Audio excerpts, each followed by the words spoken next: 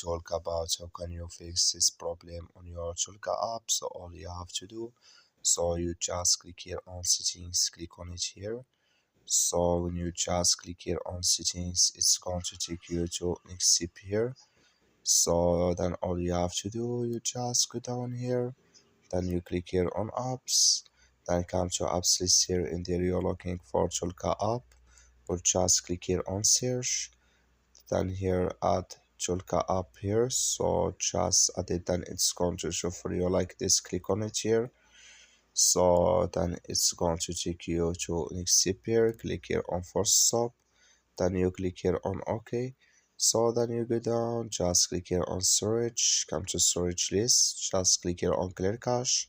Then all you have to do is, so you just go to your Play Store, click here on Play Store here. So then you search for Toloka app, it's going to show for you like this. You will find here update, click on it, then it's going to work with you. That's all you have to do. Thank you for watching. Don't forget to support us by liking and subscribe.